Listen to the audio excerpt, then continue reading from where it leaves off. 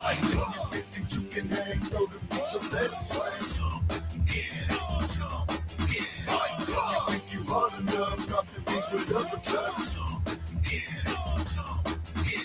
Come on, pussy, let's get rowdy. Even if you know karate, Crack your head or break your body. either way we leave it bloody. Right now, Kerry Morton has a chance to earn that #1 contendership. A cocaine SARS from heaven. Here comes a fired up cocaine with a fired up coke slam. No. Morton knew he had to get. Hey, wait a second. Someone just jumped the rip. We need security out here right now. We got a fan out here. Yeah, we got security on the way here. What? That's Matt Cross. Not again. Damn it, Matt, come on. Matt Cross again. Matt Cross doing everything he can to target Kerry Morton. Bullshit! It's bullshit! I've been in this business my whole damn life.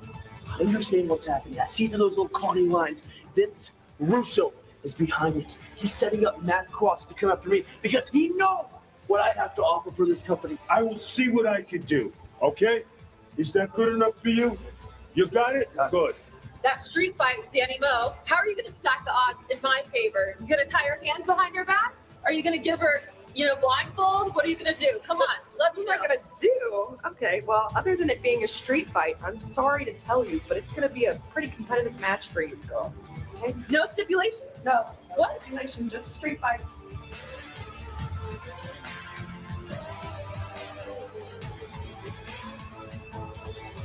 Well, here we go. J-Rod and Danny Moe immediately hooking it up. We have seen plenty of street fight in pro wrestling over the years, but this one quite literally out of the streets, the back alley. There's bodies flying. There's garbage juice everywhere. Look at this Danny Moe face first into the dumpster. Oh. J-Rod Whoa. elevates Danny Moe. Oh. Wait a minute.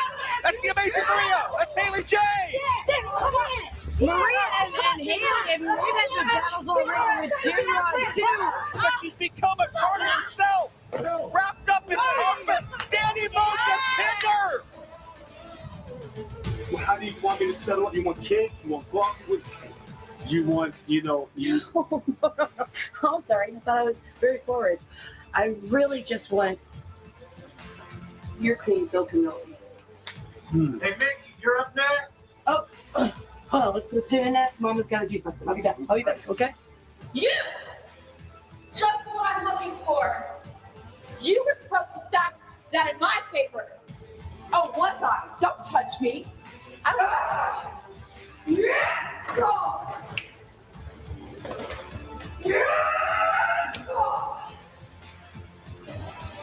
Next time, you know better. If Mickey and PCO win, I shudder to think about what kind of bonus payoff Mickey might try to collect from Vito. Oh! Flying clothesline by Yabo. And well, punch in the chair. That counts. Ah! Oh, launching Yabo. Oh, PCO salt. All the humanity down to the chest count as this dangerous duo, this treacherous twosome, with the power of Vito pulling the strings. Mr. Cameraman, you are coming out with me tonight. We're going to have good food, good drink, good ladies, and we're going to have some dancing, plenty of dancing. And then afterwards, it's a big jacuzzi full of naked women. That's what I like. All right. Hi, Vito. What are you doing? Did you miss me, baby? What? I told you not to fuck with me. You set me up again. I told you Son not of to a mess with me, bitch. Vito. What did Son I of a tell you? bitch. Come on, open up the thing. Let's. Hello, Mr. Vito. I'm Violent J, the Duke of the Wicked, and I'll be your chauffeur. And that means you're fucked!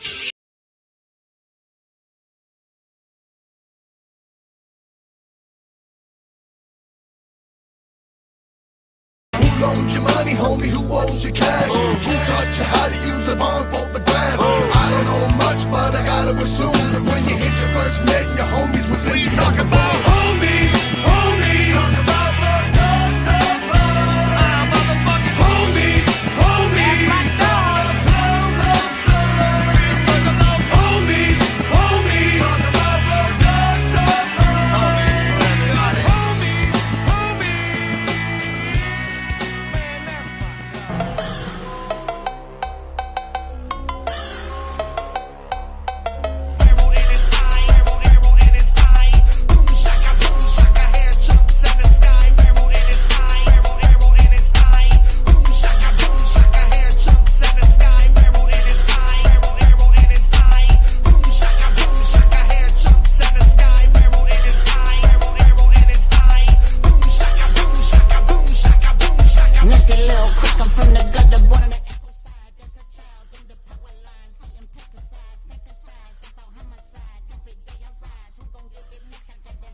Hello, everyone, and welcome to your JCW Lunacy review show called Insanity.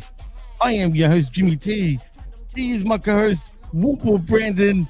And Brandon, before we do get into JCW Lunacy, we were talking off the air about Elimination Chamber. I just want to get your thoughts. What do you think of all that debacle of Danhausen and just Elimination Chamber in general? Did it seem overbooked to you? It was boring and predictable and letdowns all around. The only surprise was Orton going over in the chamber. That's about it.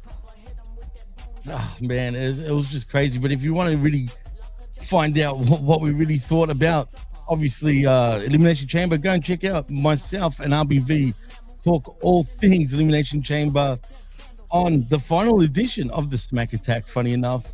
So go check that out while it's still up. But yeah, Brandon, it was all over the place, man. I don't know. I was left pretty disappointed by the end of it. But who cares? We're here to talk about some fun wrestling, right? Exactly. Where, things aren't as all over the place, shall we say, compared to WWE or AEW for that matter. So we are here to talk about Lunacy. And let's get right into it, I think, actually, Brando. I mean, why not? We might as well. So let's do it. Because we start off with Mark Roberts introducing the Luciano Enterprise in Big Vito, Mickey Knuckles, and the French-Canadian Frankenstein PCO. Vito said, well, just let me, oh, there you go, it's gone. Anyway, Vito said, what did he say? Wait. He said he was pissed off and recapped being attacked in the limo by the St. Clair Monster Corp. He said Violent J was the mastermind behind the attack as the crowd chanted for Violent J. Vito and Vince Russo was not at the show, though. As Vito reinstated Violent J and welcomed him back, he stated it's World War III, as it would be Vito versus JCW and Violent J. He also addressed the Brothers of Funstruction and called them scumbags. He called them Dicko and Clappo, as Ruffo and Yabo come to the ring to respond. Vito said he has the information on the clowns and wants him to come clean. And you see Ruffo sort of doing a bit of clown talk, which was a bunch of squeaks, which kind of makes me laugh, all those squeaking and whatnot. As Yabo ended up translating, and it was shove it up your ass, basically, as we see Vicky, Mickey, and PCO attack the clowns. And then we see the St. Clair Monster Corporation making the save. What do you think of the first segment, as a matter of fact? I mean, this was kind of fun. I mean, the clowns, when are we going to get the exposure of the clowns? I'm guessing it's got to be coming in the next couple of weeks because it's kind of tough to keep this going as long as it is without, doing at least advancing the story or dropping some hints or some clue or something. Well, there has been quite a few clues, to be honest. I mean, it seems like they were former mobsters, obviously, and obviously the Luciano family, the actual mob, is pretty much after them. That's how I take it, anyway. And they've gone hiding as clowns, clearly. Or what about this? Maybe they are Luciano family who basically turned informant and went in witness protection. They could be rats, not ring rats, but rats, literally. And we'll get to ring rat because I do have a bit of a problem with that ring rat situation, but we'll get there when we do. But look, it was a fun little start. It's just Vito's dealing with a lot of things right now, man. You got Violent J, you got the clowns. I mean, is Vito gonna explode at this point? It has to, because apparently, like, this whole thing from what they said, it reaches a conclusion in a few weeks. I'm laughing at Labrat's comment saying the brothers are hiding from Ronald McDonald for snitching. I mean, have you noticed Ronald McDonald doesn't really? I mean, is it just me or he's disappeared also at McDonald's? Yeah, he's kind of like, you might see his face in a couple places. That's really about it. Like, he's like, it's like, hey, remember this guy being a part of the thing? I mean, did he get found out in the Epstein files? I mean, what's going on the list? Is he on the list? Honestly, it wouldn't surprise me. You see a lot of those statues of him sitting down with the thing. Hey, come sit on my lap. RBV says, Jimmy, do you want to date with a ring rat? She lives down the road from me. Does she really now? And no, I don't want to date with Ring Rat. I'm cool. I'm happy with my one. But hey, if she lives down the road, Rick, what are you waiting for? I mean, come on, bro. You gotta be like tapping that. And actually, I want to also thank the chat for joining us before we continue. Like I said, we got RBVN Labrat in the house. We got Dan Heffron in the house. We've also got G-Ball in the house. We got the El Juggler himself saying whoop whoop. And also Nelson Kelso is in the house also. And I think that's about it. I think. So far, so good. Whoop, whoop. Oh, man. I'm just looking at that. I mean, dude, you should actually interview her even, Rick. I mean, that'd be interesting. But anyway, as I was saying, is Vito going to explode, basically? I mean, how does he deal with Mickey Knuckles too, man? Oh, yeah, that. He can't get away from her. She wants that, as we find out later, that cream-filled cannoli. And once that dog wants in, he's being insistent. Sorry, guys. That's all right, man. Go do what you have to do. Final boss, I acknowledge you. Thank you for joining us. But you know what, guys? Like, what do you guys think of while Brandon goes and does his own thing? Nah, Labrat, please. Come on, dude. That's just... Oh, man. I take my hat off to Vito, though, man. The fact that he even... I don't know, man. I would hate to put my face amongst, her gimmicks, shall we say, let alone her backside. But, man, she's got, like, freaking... don't get me wrong, she's cool, but she's got zits all over her butt. And anyway, it is what it is. I mean, what do you think of Mickey Knuckles, actually, Brandon? She gets it. I mean, she leans, like, she knows, like, she gets her character. She leans into it. She's good. She's very good at doing what she does. So I'll give her that, man. Like I said, I'll just take off to Vito doing what he does, man. That actually gets into it. No, fucking Jesus Christ, Rick. That's literally, I would throw up. Like, for real, bro. Like, I would literally, like, but still, that's a...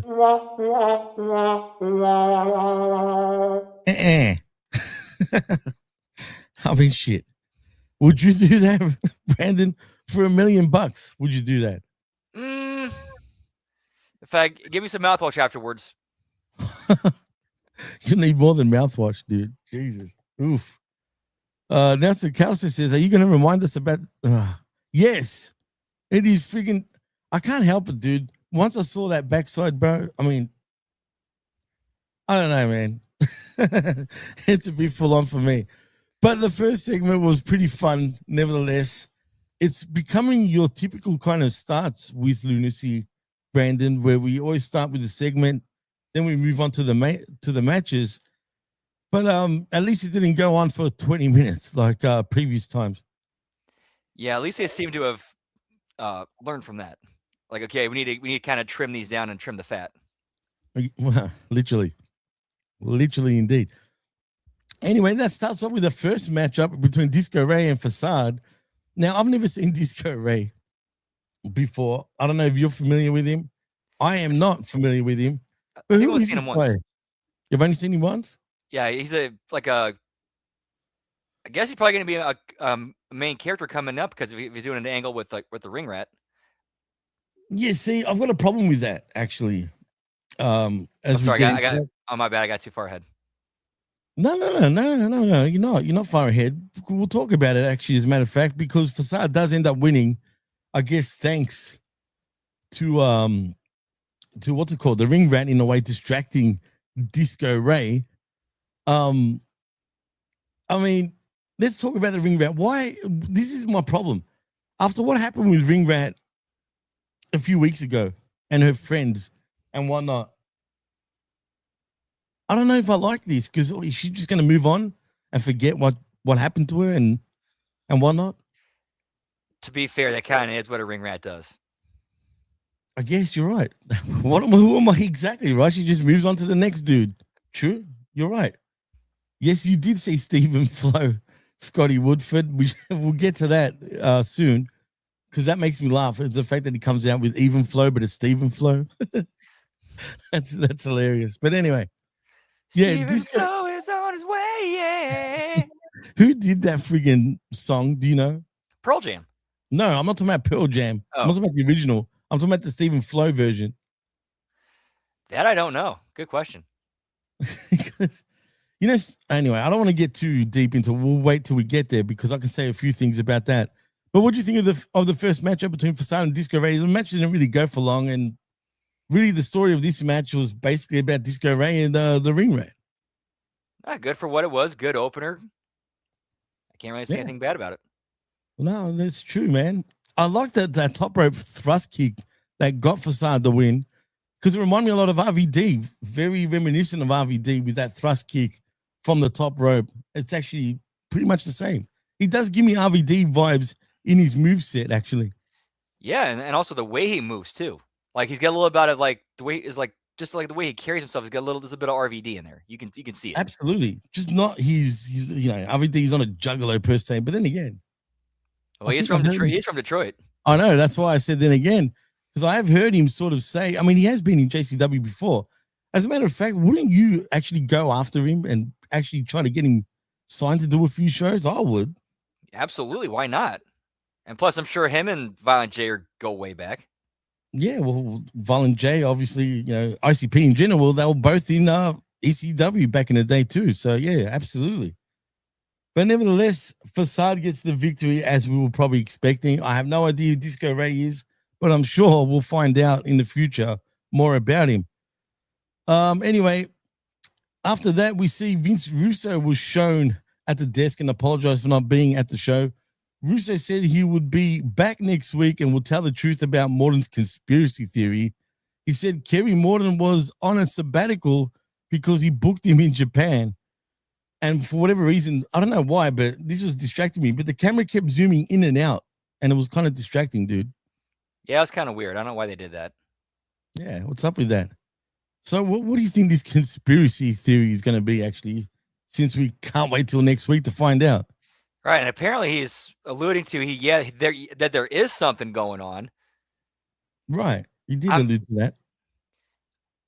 I'm wondering if it's going to be one of those things where he ends up saying, like, I did it for your own good, Kerry, because you were too young and too naive, so I had to do things the hard way. I had to kind of lie to you to help you or something like that. Is he too young and naive, really? Maybe in the character of Russo's mind, yes.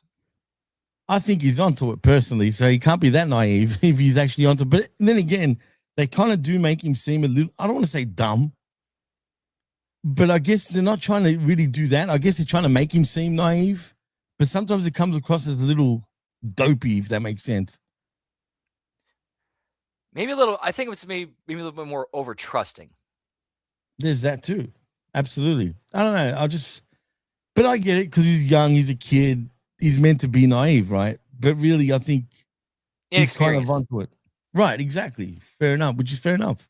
Yeah, because Ricky Morton can be his dad all day long and teach him everything he knows, but until he actually lives it and experiences it himself, that's a different story. What I want to know is, how old was Ricky Morton when he conceived Little Morton Jr.? Because he's got to be a mistake, dude. For real. Well, let's see. Kerry he was born in 2001. 2001. Fuck, he's young. And Ricky is 69. I mean, so how old? Oh, yeah, he would have been in his 40s, late 40s. Yeah, late 40s. It's not too bad. RBV brings up an interesting question. A serious question as possible. Is Mr. Russo using Disco Ray as a rib on Disco Inferno? Now, that would not surprise me. Do you think there's something to that? Possibly. Or I could also see him liking the character while also getting personal satisfaction of, I can also stick it to Disco with this too. Well, Labrat thinks so as also. So, I mean, I can see that. It would have been funnier, though, if he came out to some sort of Disco Fever similar track, if you know what I mean. But, I mean, he's wearing similar garb, except, hey, does he come across as like a dirty version of a disco dude? Not because, how many of those disco dudes how many weren't dirty back in the day? I guess you're right. That's true. Well, we'll see in the future. I think of Disco Stu for some reason when I see Disco Ray, but I get more Disco Stew vibes than Disco Inferno vibes from him for sure. I don't know. That's how I feel. I didn't think Disco Inferno, but you know what, Rick? It probably is some sort of a rib to the OG Disco Inferno, but yeah, he does give me Disco Stew vibes for whatever reason, but it is what it is. Next, we see Mickey walking into Vito's room while he was changing. God damn it. She took her shirt off, threw Vito on the couch, got on top of him, and smothered him with her gimmicks. As Vito wanted to focus on the upcoming match, he even blamed himself because he's calling her good looking and whatnot. Like, yeah, that's great, blah, blah, blah. Ugh, dude, God damn it. I don't know. Like I said, Vito, you're the man for even going there. But goddamn, I didn't care how much you pay me. I just couldn't do it, man. Yeah, hats off to Vito. And the chemistry between these two is pretty damn good. Absolutely. It really is, funny enough. And I'm sure, obviously, they're great friends, but it really is. I mean, Vito's good with everybody, man. I've said this already a million times, but he's just having such a good run right now, and he comes across as extremely happy as well, like doing what he's doing. And, I mean, look at he's in great shape, man. I still can't believe he's 61 years old. It's crazy, and it definitely looks like it comes across clearly that he's having fun. He's having a good time. And that's what matters most, man. The fact that he's having fun and he's enjoying it, as a matter of fact. So, and that's all that matters. G-Ball, you're right. The BGs are actually Australian, funny enough. That's what you call good old disco shit back in the day, right? I'm sure you were a Bee Gees fan. Stay alive, stay alive. Yeah. Oh, man. Anyway, let's move on, though, because we got a match number 2 is Shane Mercer versus Stephen Flowe and Mecha Wolf in a 3-way #1 contenders match to the JCW American Championship. Now, I've never seen Stephen Flowe before until this show. I know who Shane Mercer is. I haven't seen him in a long time, though. And Mecha Wolf I've actually heard of because he's a Puerto Rican luchador that's kind of famous from, in Mexico. Yeah, he was actually involved in a major angle in AAA before they got bought out. Yeah. I wonder why WWE didn't sign him up. Me either, because he seemed like he'd be the perfect fit for the new, their AAA. He kind of reminds me of what's his name? He used to be in TNA. He's actually in AAA right now. What's his name? Big Messias. Oh, Ricky Banderas? Judas Macias? Yeah, Judas Macias. That's the one. It's exactly what I'm talking. He kind of reminds me of him, but like a smaller version. It's funny you mentioned that because I think that they were actually like a team as part of that angle. No shit. Well, they do look alike. On the face, like they kind of give me the same vibe, except one's Mexican, one's Puerto Rican, obviously.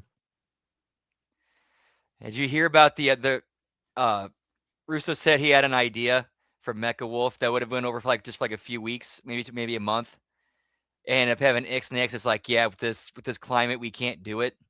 But the payoff would have been funny. The payoff would have been fucking funny. So there's this complete tactical gear, mask, shades. You can't see anything. That's following around Mecha Wolf or trying to get him. And on the back of his uniform, just take a guess what's on the back of it. Don't say eyes. You did, I didn't. You prick. Wow.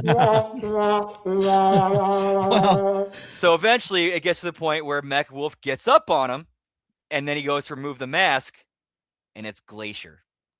Oh my god, dude, really? Yep.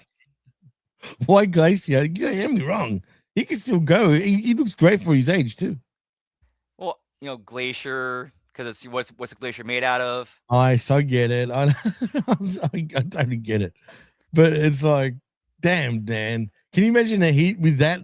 You already see the JCW fan base get pretty, fired up, start throwing shit, throwing bottles, drinks, and everything you can think of.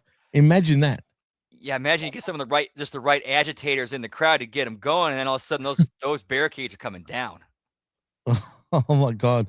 And then people will be asking for this. Donald Trump? Yeah! Whoa. Anyway, yeah, that would be crazy. You know what? If some wrestling promotion actually had balls, I mean, wrestling always mirrors reality, right? True. I mean, it's really, when you break it down, pro wrestling is the first ever reality show, really, when you think about it. Long before reality television even existed, pro wrestling always used to touch on all those type of things. But now it just seems like pro wrestling has lost their balls. And I'm sure when Vince went up to Violent J to actually, pitch this, Violent J would have like, no chance. There's no way. I'm not risking my company on that. Actually, I don't even know if it made it to Violent J because I think Jeff Lane might have kiboshed it before he even got that far. Did he? Oh no! What did he say anything to Violent J? Does he even know about it? I guess maybe. I'm sure it's gotten back to him at this point. Oh God, I'd love to see it though. Don't get me wrong, only because it pushes those heartstrings. Right, and also the payoff is it was a rib the whole time. Right, but think about remember with Colt Cabana when he was playing like the big boss man kind of thing. Have you ever seen him in JCW? No, I have not. Officer Colt? Yeah, Officer Colt, dude. I can't stand really Colt Cabana, like he's, boom, boom, Colt Cabana. But him playing the cop was fucking hilarious. I'm not going to lie. Like, that shit made me laugh, man. But he overacted it, though, like way overacted it. And he even had like a drawn-on mustache sort of thing. Oh, but yeah, he was like a real prick, though, like a real prick of a cop. So it kind of made me laugh. And I only came across it by accident because I just had, JCW playing. And then it just went to other episodes and it went to some older ones. And then that came up. And I just started watching because I'm like, okay, this is funny. But he was actually pretty interesting using that character. I suggest you actually look back on it. It's pretty hilarious. And he was just a real prick. I mean, the fans were throwing shit at him, like throwing everything at him. Like he was getting all sorts of heat. So imagine he was playing up as an ice guy. That would be a riot in that friggin' environment. I'd guarantee it. Yeah, the only thing is, I don't know, would he be up for it though? That's the only thing. Colt, I can see Colt being up for it in a way, but it's more like, would Violent J be up for it? That's the $1 million question. And I highly doubt it.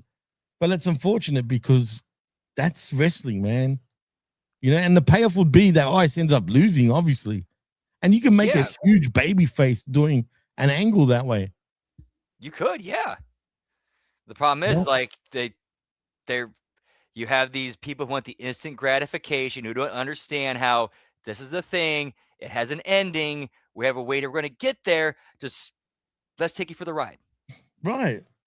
I mean, come on, guys. And I'm talking about every pro wrestling promotion out there. Grow some freaking balls, man. God. Yeah, but maybe that's a bit too far, though. Although, to be fair, there is a little bit of precedent of where they did something very heated and like that, where you thought, okay, the reason why they're doing this, they're going this route is because babyface is going over. And then we watch, and then we get to WrestleMania 19, and Booker T takes a pedigree that he sells for 20 seconds, and then we think, oh, he's going to kick out. No, he got pinned. To be fair to Booker T, though, during that time, and you can scream Triple K for Triple H as people do, right? But Book never really had a problem with that storyline. He never looked at it like it was a racial thing or any of that. I mean, to be honest, was he not the main event of Mania, or were they the second last match? It was the second one. The main event was Jericho. Kurt and Brock. Oh, yeah. That was 2003. No, you're right. That's true. You're right. For some reason, I thought them two might have been the main event, but then I thought to myself, no, actually, they must have been the second last match. But if it was the main event, I mean, would you really complain if your Book? I'm getting a payday. That's it. Well, yeah. Actually, let me ask you a question before we move on. Do you find it weird getting, any race for that matter. Like, for example, like Obafemi. Yes, he's born in Nigeria, right? But he's got an American accent anyway, right? He was raised in the US. He's American, basically. Now, if you were him, would you have a problem playing an African dude with an African accent? Do you think that's kind of racial undertones there, or you wouldn't think nothing of it? That's why I don't think I'm that. I don't think I'm really qualified to answer that. To be fair, Really? I mean, we've been discussing this ourselves on our shows. Me personally, I would find it like racial. That's me.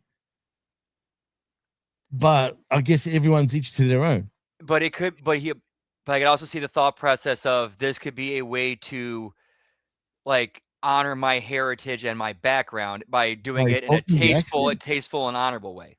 By putting on an African accent. I don't know, man. I don't know. Yeah, look, each to their own. If he doesn't have a problem with it, then I'm cool. That's cool, you know. But for me personally, it's like saying, because I've got Greek heritage, right? I become a stereotypical Greek, and now I have to talk like this. Hello, Brandon. You good? You know what I'm saying? Like, I don't know, dude.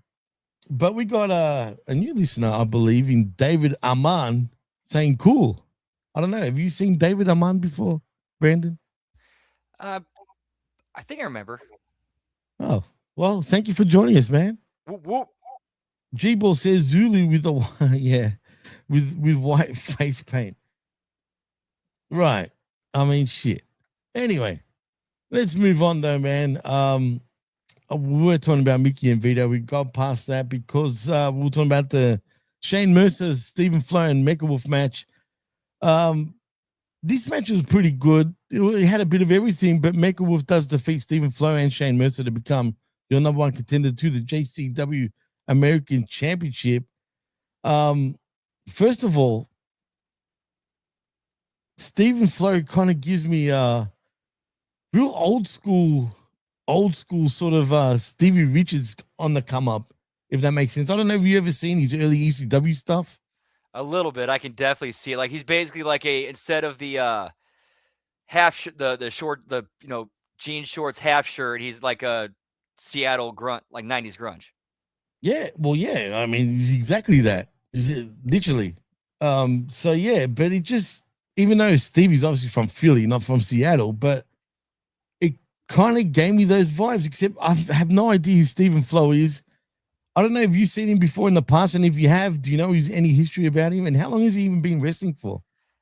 That's a good question. I don't know. Like, the first time I had seen him was like when his entrance like went viral for a little bit. It's like, hey, this guy's coming out to, his name's Stephen Flowe. He comes out to Even Flow, and it's just the lyrics are just changed to Stephen Flowe. Yeah. But it made me laugh because all you hear is Stephen Flowe. And I'm like, what the fuck? Who the fuck is Stephen Flowe, and why with that name? Stephen Flowe. How do you subscribe to the Kerry Mooston? You right here, just subscribe to HMG. Go click on the actual what do you call it? On the HMG logo and subscribe. And give us a like too, Dave. We'll very much appreciate it, man. And as G-Ball said, he reminded him of Stevie as well. So I did get that vibe, definitely. Except Stevie obviously is a lot better even back then. And I'm not saying that to be biased. I'm actually being real here. Because I think Stevie Flowe needs to kind of gain a bit of muscle mass. Yeah, he's definitely lacking there. That's the one thing he really needs to work on. Especially when he's in the ring with two big dudes like, Mecha Wolf and Steve Mercer. He looks out of place, man. At least they tried to work around that. At least they tried to work around the sizes and made it more like he was getting around them and wasn't really bumping them. Yeah, I guess. But he was too competitive. And we see more of actually Stephen Flowe a bit later. But anyway, I mean, it is what it is. But Mecha Wolf does become your number one contender. Now, the thing that bothers me about this, Mecha Wolf and Shane Mercer, heck, even Stephen Flowe, I've not seen any one of these guys in the last 4 weeks. And now these three are going for the number one contendership. That kind of doesn't make sense to me. I know I've heard Russo mention before that he's kind of had issues with that too, but it's like kind of how some talent kind of get booked on blocks. Like they're there for part of the tour, they're there for like not for part of the tour. Sometimes they miss some tours. Okay, but then why would you still book them in this position? That I don't know. Again, as you know, I know you've been with involved in independent wrestling or just wrestling in general. Sometimes you got to work with what you got. Yeah, see, is that an issue, do you think, for JCW moving forward? Possibly. It just depends on how hot they can get. If they can get more talent attracted to wanting to work there over other places. Do you think they should even consider signing these guys to actual contracts? Because I believe these are all handshake deals. That would be tough because I'm not sure about. Again, I don't have access to their finances, and what their bank, what kind of war chest they have. Well, that would be tough. Jeff Lane's in the house saying it's the number 1 contender for the number 2 belt. I totally get what you're saying, man. I'm just picking at little bits. It doesn't really bother me per se, but it's just like I'm trying to like make sense of why these three are in a number 1 contenders match. That's all. Because there was no real build to them being number 1 contenders. And again, I'm just nitpicking. It's not really a big deal or a big problem. But it's just the fact that the roster kind of changes over the weeks. I can see that sort of messing with Vince's sort of long-term storytelling, if you know what I mean. That makes sense. I mean, but I'm sure he's aware of that, though. And so they've been doing stuff where they'll actually tape things where they know people aren't going to be there, so they at least have something. Right. That's true. That's true. I mean, exactly. You got to work with what you got, right? So it is what it is. But I'm just asking questions just in case I missed something in the past that I don't know of. Clearly, you haven't seen these guys in a long time too, right? No, it'd be probably been at least a month, maybe like 3-4 weeks. Well, that's when we pretty much started doing these shows. So yeah. Dave, you say you're not on the Facebook anymore. Are you talking about Hameen Media Group's Facebook group or any other particular group? Let us know. Obviously in the chat, we'll see if we can help you out, man. Anyway, let's move on, Brando, because we see after the match, Mercer beating down Flowe until Cocaine came out for the save. And then we move on, obviously, where we see J-Rod said she would see Big L's ass in the ring. And we see that very shortly. We also see an ad, obviously, of Backstage Lunacy and the JCW after show. But we move on, though, to Jasmine St. Clair, who was shown with her Monster Corporation, where she said they need to win tonight as Mr. Happy yelled, "Fuck yeah," and blamed it on Congo Kong, then a teddy bear. Mr. Happy, man, he disturbs me in more ways than one, and that's a good thing because this guy he's a nightmare, bro. Like, I could picture this guy just creeping in your damn bedroom with a damn teddy bear and just, I don't know, man. He just looks very menacing, if you get my drift. And not only that, after what we saw tonight, he's clearly smarter than we gave him credit for, or smarter than he allowed us to know about him. Is he playing dumb? That's the $1 million question. Yep. Is he working us? Is he really like as dumb as slow as he is, or is he making us think that he is? You can go actually a million ways with this, man. I mean, he's a scary dude, man. He's huge. The fact that he's got a smiley face because he's Mr. Happy, he's even more like, I don't know, man. That would freak me out just seeing that in the dark. Like, whoa. You know what I mean? Yeah, and then add a brain to him makes it even scarier. Oh, dude. I don't know, man. He's a nightmare. Put it that way. Oh, man. Oh, anyway, I don't even want to think about that. That's just too much for me to even go there, but he's just one big bad dude. Anyway, we see J-Rod coming out to the ring and call that Big L, who came out and brawled with her. J-Rod got L over the barricade and they brawled into the audience as J-Rod threw L into the ring and went for a spear, but L got out of the way and hit a Saito suplex on J-Rod. As L, who went down, J-Rod revealed she had brass knuckles, and guess what happens there? Kapow. It was over. That's why she revealed those brass knuckles. I like Big L a lot, man. Like, she's really, really, really, really good. And I just feel it's just a matter of time till, unfortunately, maybe goes on to one of the two big companies, unless she stays in JCW for a long while, which is fine. She's obviously, learning more and more and more, but she kind of gets it, man. Yeah, I could see somebody scooping her up. Yeah, that's unfortunate too, but it is what it is. But now, so Kelso says, I like how Big L is the woman's GM, but will still brawl and have a match at the drop of a dime. Absolutely, man. She's tough. She's good. Like I said, I can't really pick up many weaknesses with her, and that's a problem because I feel like she's ready to move on to the bigger stages, and she's just got this look that I'm sure WWE and AEW would love to have, but I feel like she'd be a better fit in WWE if she ever makes that move. One route she could take is she could get signed by TNA for a few years. That way she's still open to work for like JCW. Would that work? Are they allowed to do that though? Well, Nick Nemethson doing stuff for JCW. True. That's true, but I guess that would be in his contract. Moose too. That's true too. Moose has been on JCW before in recent times, but that's them too. Like I said, I'm sure everyone's contracts is sort of different, but maybe that can work for sure, man. I can see that. But but anyway, after that we see Disco Ray was backstage with the ring rat who said JCW opened a big bag of sex chips. Brandon, do you know what a sex chip is? That is actually the first time I have ever heard that term being used. So, yeah, I'm just as lost as you are. A sex chip.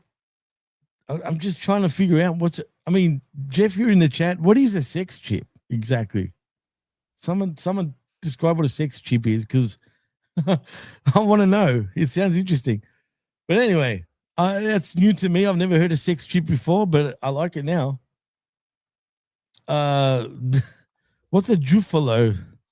Because it does sound dumb, as a matter of fact. But thank you, David. Anyway, a vignette then airs of the Green Phantom, and then a vignette aired for Red Love, a wrestler duo or a team. I have no idea, but we'll find out very soon. Is the Green Phantom Matt Cross, man? Because he's giving Matt Cross vibes now. Nah, he's a little bit too tall and not as big, not as thick, in my opinion. What is a lab rat? Tell me what it is. Oh man, I don't know. I don't know why. I just saw he's an older dude. That's all I can tell. You're right. He's taller. He comes across as taller, but that could be effects for But yeah, he does look tall. That's true. There's a dude I worked with on the Indies, or I shouldn't say I worked with, but met and shared a locker room with, and on the Indies before. His name was Spider Nate Webb. That might be him. Spider Nate Webb, you said? Yep. Okay. Well, Davis thinks it was OG Mack thing his friend Uncle Jeff, and he also likes the 90s terms. Well, we'll find out very soon. We have been getting those vignettes sort of week in, week out. I'm kind of intrigued, but we'll see. We'll see what happens. I mean, he gives me what does John Cena play on TV again? What's the character called? Peacemaker. Peacemaker. He reminds me of like he wants to clean up and you know what I mean? Even though Peacemaker's a hypocrite, really, if you get my drift. He gives me that vibe, which could be interesting. I could be way off, but wasn't he saying how he wants to get rid of all the bullshit in JCW right now? Oh, really, Jeff? So he's a Canadian dude, and he's been around for a long time in Canada.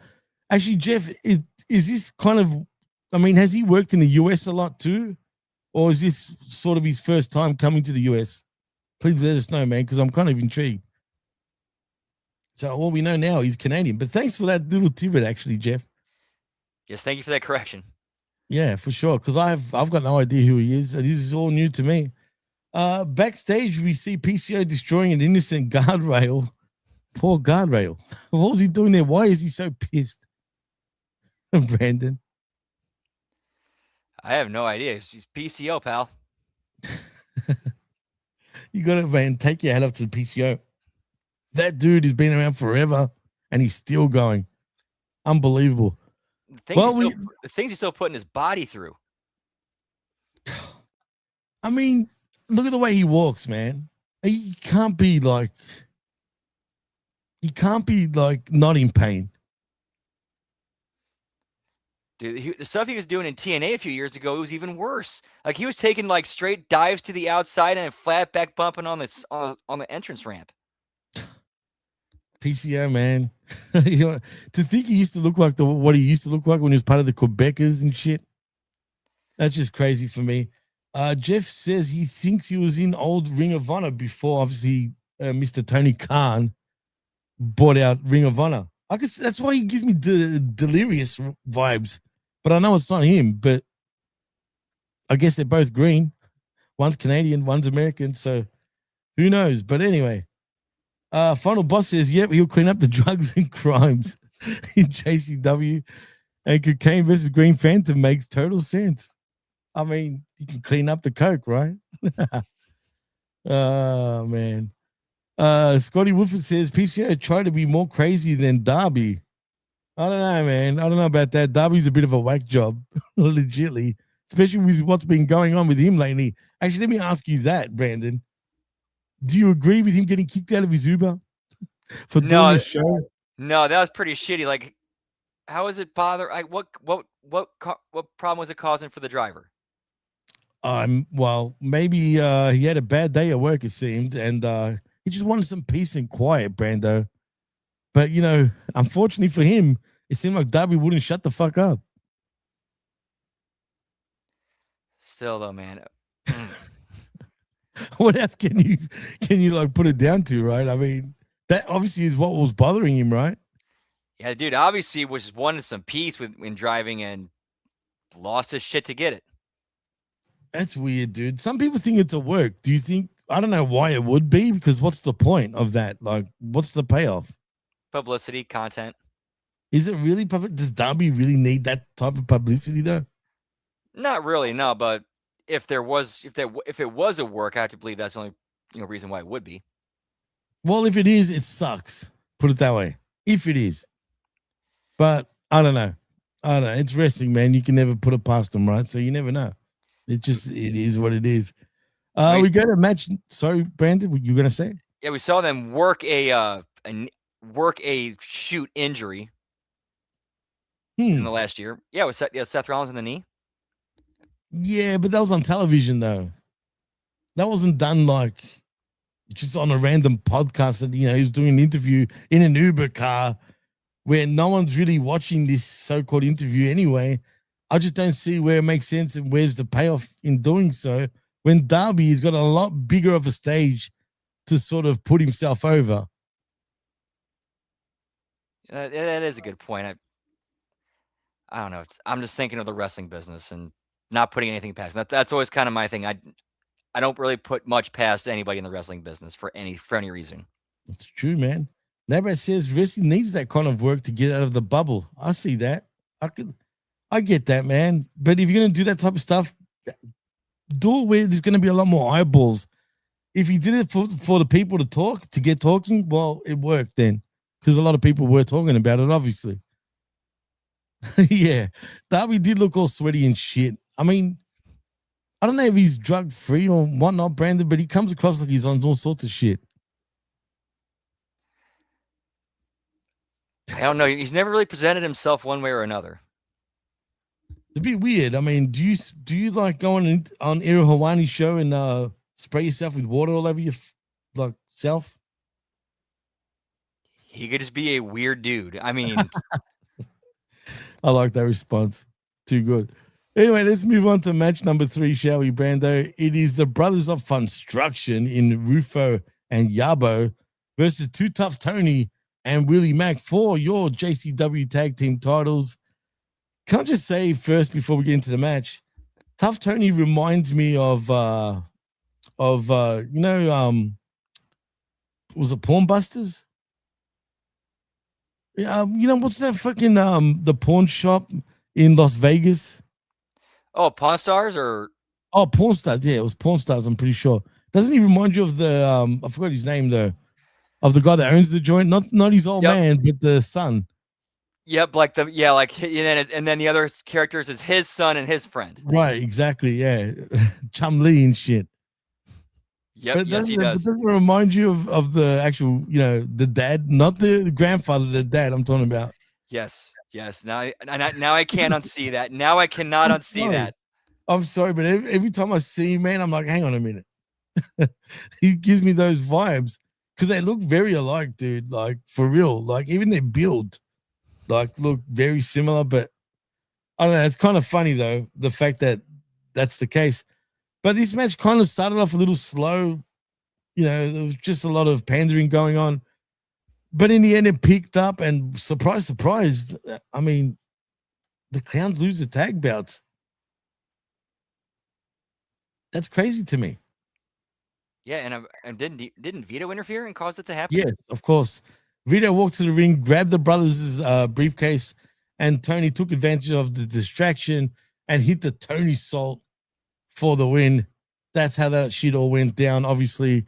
As Mack and Too Tough Tony are acting like they never saw it. And they never saw that shit happen. But Vito did get him over the line, obviously. I don't know what that means for next week. Do they get pissed off with Vito? Does Vito need any more trouble at this point? He's got a lot of shit on his hands, man. It looks like he's stressing the hell out. He's making an enemy out of everybody. But that's what's cool. The fact that Vito's juggling all this shit, no pun intended, it's actually like pretty interesting, man, because if anyone can pull it off, it's him. But he's got a lot on his hands, man. And how's he?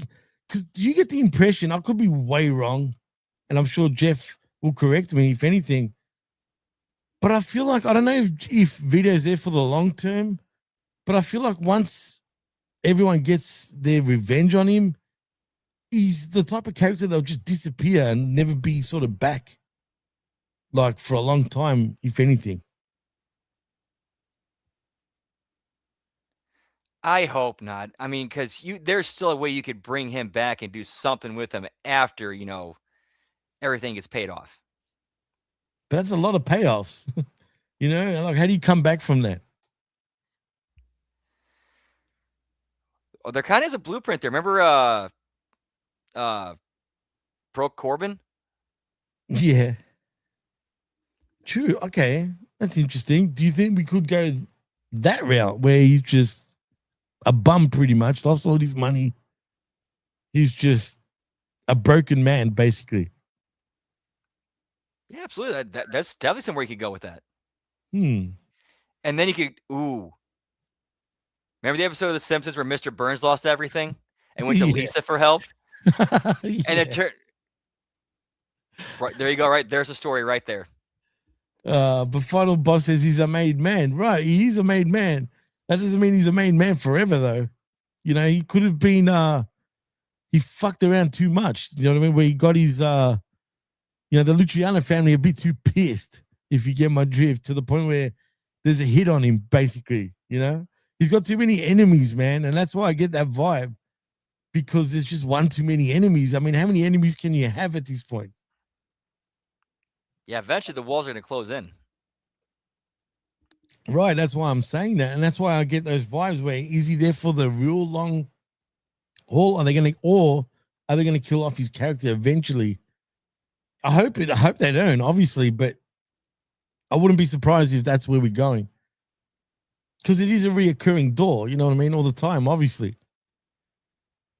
Oh, come on, Lab Rat. What's wrong with you, bro? God. I'm sorry, Lab Rat, but you need one of these ones. Stupid idiot. I'm joking. Anyway, this was a like I said, it was a bit slow, but this is all about moving the story forward, and it did move the story. I just find that Too Tough Tony and Willie Mack as tag champs he's funny to me. It's kind of interesting, but I hope the Brothers of Funstruction do get those bouts back ASAP in many ways. I hope so anyway. Well, We'll see where that goes later. Well, exactly. We'll see. Anyway, the clowns told Tony and Mack what happened, and Vito left the ring, obviously. And then the brothers were backstage and said that Vito took everything from them. Too Tough, Tony and Willie Mack gave the belts back to the brothers. Tony said they wanted to win the titles fair and square. They're such angels, these two guys. They give the belts back. They want to win it fair and square. I mean, they're not going to win it the next time, that's for sure. Oh, what do you know? Now, I missed this blast from the past for whatever reason, but we saw Officer Colt versus Sabu. I don't know if you caught that. Bits and pieces. I think I might have stepped outside for during that one. Yeah, I did too, to be fair. So I just find it funny because I brought him up, and then here we are. But before that, we see Stephen Flowe calling out Shane Mercer, which led to the second brawl of the night. Mercer beat the ever-loving, gob-stopping shit out of Flowe, basically, before Mercer could throw Flowe out of the ring. Cocaine again came to the ring and accidentally kneed Flowe in the back of the head while making his entrance. To say whoopsie daisy is an understatement there, Brandon. Yeah, missing a shot like that, hurting your partner. Oof. Oof, indeed. Poor dude. It is what it is for him, but I'm sure he'll get his comeuppance eventually, right? I mean, it is what it is. Where were we? I was just saying, I already saw that. Well, we also got Mark Roberts introducing the special guest commentator for the main event in the chosen one in Caleb Conley. And that does lead us to the main event of the evening. It is the St. Clair Monster Corporation, Congo Kong, Mr. Happy, and Beast Man. Or should I say more like Beast Man? Against the Luciano Enterprises in Mickey Knuckles, PCO, and Big Vito in a World War III elimination match. Basically, it's Survivor Series. Yeah, just 3-on-3. World War III, which ironically, right. Yeah. Except World War III in WCW was practically a battle royal, a 60-man, if I remember, 3 rings. Yep. Geez, that was something else back in those days. But anyway, where do we start with this, Brandon? I mean, there was a lot going on, but how did you feel about the match? What did you think of it? What surprised you? What didn't? Were you surprised with what happened in the end? No, I mean, not surprised at all. I mean, you need to have the heels up. You need to keep heat on the heels. The eliminations were pretty quick. Yeah, but, definitely. Yeah, of course, we needed to have Violent J up here at the end of the show to keep that going and lead in, for the hook for next week. 100%. I was just laughing at the final boss engages comment saying, I feel like Steven feels too small while Cocaine moves up the ladder, so there's pain in their friendship. Hey, man, nothing a bit of coke can't fix. You know what I mean? Just saying. I mean, I'm sure that pain goes away once you have a little rack, shall we say. Hey, nothing says friendship like getting enough cocaine to spell your friend's name out in coke lines. And then just you take all right, you do a line. All right, your turn. Yeah. What a bad influence they could be. We'll see what happens there. Oh man. Anywho, yeah, the Luciano family do come away with it. It's funny because Vito always finds a way, man. Dude, he's the man. He's like the best I've ever seen him at. Like, I can't argue that. I mean, that's actually true. And I've seen him all throughout the years from ECW, WCW onto WWE, and obviously now in JCW. And I truly agree with you. I actually think this is his best work. I mean, don't get me wrong. He did play the Mafia dude in WCW as well, which is some great work. And he did go to WCW as well, obviously after ECW. But like, the Mafia thing sort of started, I guess, there. But also, wasn't he part of the Baldies, if I remember correctly, in ECW? Indeed. even though they're not Italian, obviously, even though some of them look pretty Italian to me. But what a crew, the Baldies. That's what we need now in AEW. Yeah, but the thing with in WCW was he was more of like an underling. The first time the first time he portrayed an actual Don character, I think, was in TNA. That very brief time he was there. I forgot about TNA. That's right. You're right. How long was he running TNA? Pretty much. It wasn't that long, right? 4-6 months at most. I totally forgot that run completely. That's how, it kind of was. He could become a jealous heel. He could. Are you talking about Stephen Flowe or I mean, I'm assuming he's talking about that. I think so, yeah. Yes, Dave, the C word was pretty gay. I mean, I hope you're feeling better though, man. I hope you're feeling good, to be honest. Anywho, what do you think of the whole matchup? It felt like, I don't want to say it felt like a mix of old and new in this episode, and that's why I was thrown off a little bit with certain matchups. As I was saying earlier, it seemed like, we saw a lot of the old sort of guys coming around, a lot of the new guys being around. It felt like a completely different show in many ways from the past few weeks. Especially there was a lot of guys missing, to be fair, on this show. Yeah, it did seem like a variety. Like, we talked about, you gotta go to war with the army you have, not the army you want. And with this show, I think they did a good job. I agree. I mean, it wasn't my favorite show that I've seen so far. I felt like, say, about 4 weeks ago, the two episodes back to back were pretty good. Last week was decent too. This week it just felt like a different sort of route we're going for a little bit. But I'm sure like things will go back to normal. The only thing that was familiar, obviously, was the women and Vito's feud for the most part. Everyone else was kind of doing side quests that were still around, like doing different things until others make an appearance again, obviously, because there was a lot of guys missing. Chris CL says, glad to be here last night watching Danhausen debut. By far the best reaction was Kerry in Japan. Actually, tell us about what's going on with Kerry in Japan, because what promotion is he part of right now? What's he working? Do you know? I don't know if that's a work.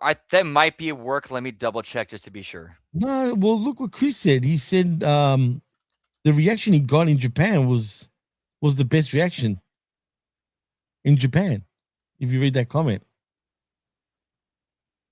So I don't think it's a work. Oh, okay. Why would you work that? That just sounds kind of silly, to be honest. Never mind, my bad. Well, just a way to keep it. Just say, hey, I sent him to Japan because we're keeping him off TV for. Right. I don't think they would do that, really. But Chris, please tell me more. What promotion was it? Was it like a Dragon Gate? Was it Noah? I feel like it's a Dragon Gate vibe, possibly. Or was it All Japan even? I don't think it was in New Japan. But Kerry's, the future is bright as can be for Kerry, man. I'll give him a couple more years doing what he's doing and grinding on the independent circuit, because I don't think he's ready to move up yet. But God damn it, he's he's good, man. He's very good for where he is. But I will still sort of keep him around the independent circuit for maybe 2 years. Maybe he's a good fit for NXT, though. Yeah, I definitely bring him through NXT first. Has he been in TNA before, Brandon? Do you know? I don't believe so. No, I can double check, but I doubt it. Okay, Chris, you're saying I was incorrect. I'm guessing the chap to the right's name. I don't know. You got to elaborate a little bit more there, Chris, because I don't understand what you mean there. But yeah. Anyway, are you looking that up, Brandon? Yeah, he's only been in NWA and basically in other major indies, but no TNA. Iran needs juggalos. You're a character, Dave. Oh, man. Yeah, I know. Stop the bombings, but hey, let's not even get into politics, Dave. That's a whole different subject. Yeah, they need the good entertainment, not the fucking, not the bad ones, right? Anywho, so only NWA, you said? I think I remember him in NWA, actually, now that I think about it. Yeah, I think it's where him and the Southern Six came from. Yeah, actually, it rings a bell for whatever reason in my mind, but yeah. Because I can see that would be a good fit also for him in NWA. But yeah. What? Okay, Zane. Started hitting the weights apparently. Always, bro. Anyway, Brandon, if you had to give this a rating of out of 5 Hamin face snaps, what would you give it, man? I'd give it a 4. Oh, so you're very thoroughly entertained, right? Yep, I liked the stuff that we saw tonight. I like where we're going. I mean, yeah, it was, we had our stuff that could have been better and whatnot, but it was a good show. 4, interesting. For me, I'd give it a 3. It was all right. Like I said, there was a lot of just different stuff this time round that left me a bit, not confused per se, but like what's going on here and why and this and that. It got me asking questions a little bit, but I can't really what's the word?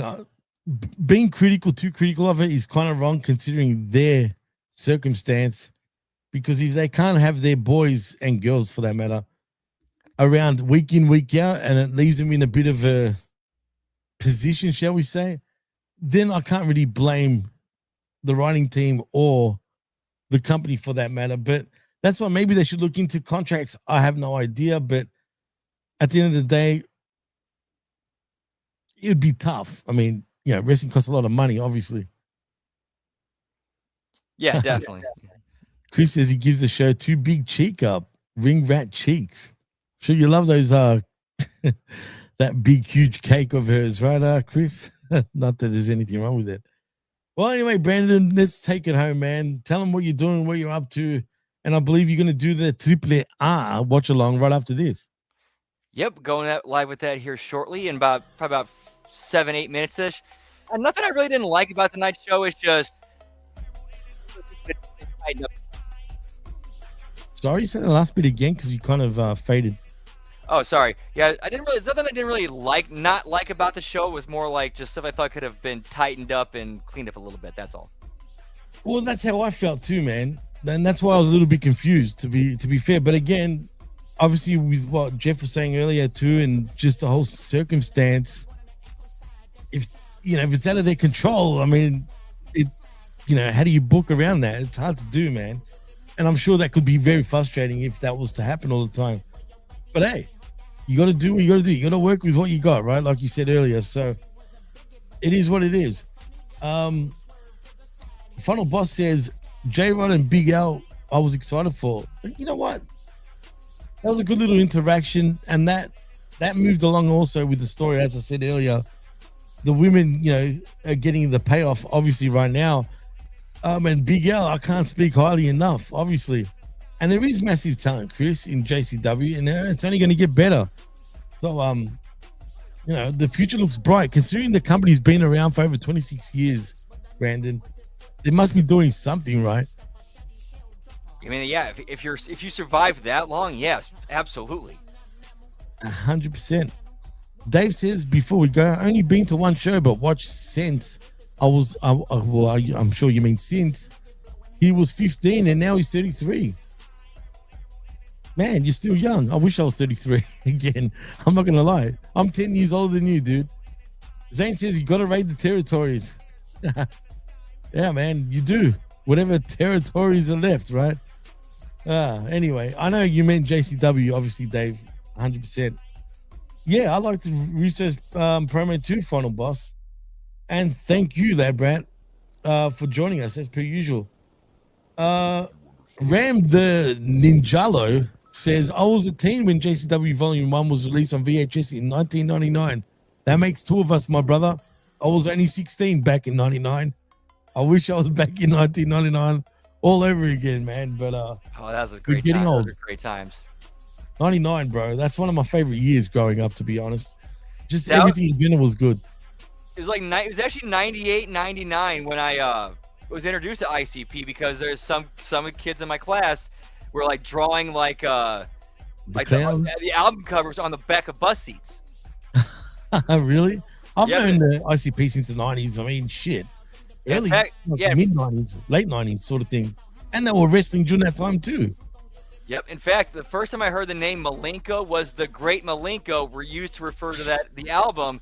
And then I Right. heard about Dean Malenko. Like, are they related? It's just a coincidence, actually, there, Brandon. 100%. Dan said, 99 already was in my career. You guys are still young.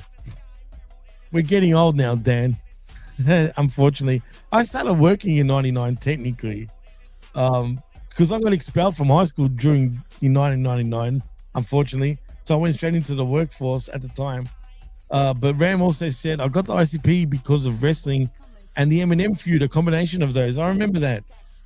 I mean, the Eminem ICP feud, I mean, it sucks because really Eminem and ICP should be like really interacting, man. I mean, shit, they're all Detroit legends, are they not? Yeah, all Detroit. I mean, Danny Brown does shit with ICP. He's also a link between Eminem and ICP. But unfortunately, we don't really see the interaction. Well, I think it goes back to something that Eminem did back in the day, where when he was just starting out, he like used them to get himself over and didn't even just, without giving a shit about, just completely disrespected them. Yeah, no, for sure. They should do a song. I agree. But nothing beats ICP with 3-6 Mafia. That album is a banger, man. Just want to put it out there. And no final boss. Mickey is not too disgusting for me, and that's why I gave it a low mark. I gave it a 3 out of 5. That's above average, actually. So I don't know what you're talking about, man. Anyway, before we go, because it seems like a lot of the chat is asking questions, but David says, I saw it on the computer in school during summer school because I failed real school. I then used the command prompt and sent error messages to another kid who made fun of me. He then got kicked out. Oh, boy. Yeah. Oh, Killjoy Club, bro. Brilliant. Absolutely brilliant, man. Oh, man. Chris also said, and his ep sucked back then. Dre did him and got famous. Well, Dre saw the future, man. I'm not going to hate on Eminem. I'm a big fan of Eminem, and I obviously am a big fan of Dre as well. And last question before we go. Mounts a grade of 3 stars. There's no need to see it. Not out of 5. If I said 3 out of 10, then sure, I'd say don't watch it. 3 out of 5, like I said, is above average, dude. Like, I say watch it. I suggest you should have watched it before you even watched us. Come on, man. Don't let me dictate what you feel. At the end of the day, only you can, say if you liked it or not me telling you if you liked it or not. So why don't boss, give it a watch, man, and then get back to me and tell me how you feel about that episode. But anyway, in saying that, I know you guys are all chatty in the chat, but we got to run. Maybe we should do an episode one day where we just talk with the chat and answer all the questions that we can, because you guys are awesome. We appreciate you guys being all interactive with us. As a matter of fact, this could have been one of the most interactive shows because I see a lot of new faces. Please continue to come back and watch us week in, week out, man. Sorry, Chris. We got to go, my man. I appreciate you saying for us to stay. But hey, man, if you like this and if you like pro wrestling in general, there's a million shows that we do right here on this network, man, where we talk AEW, we talk WWE, we talk everything, including JCW, obviously, and Impact, and NXT. So, man, this is the channel for you, believe me. So, please like and subscribe, and even if you can, join our Patreon at patreon.com/Hamin Media Group, where there's a lot of freebies even there, and obviously some behind a wall. But stay tuned because we've got some great content. And look out for this Tuesday, 3rd of the 3rd at 3 p.m., where we will have a new show debuting, where obviously we used to do the Smack Attack and I Like a Raw, but now that's no more because in is This Week in WWE, where our very first guest, as a matter of fact, with me and RBV, is going to be legendary WWE referee Jimmy Corderas, joining us for our debut episode of This Week in WWE. So look out for that, man. But in saying that, I am Jimmy T. He is Whoop Brandon, and you've been listening and watching The Insanity Show. your JCW Lunacy review show live right here on Hammy Media Group's YouTube channel, and of course on the Patreon after the fact. Till next time, thank you and peace.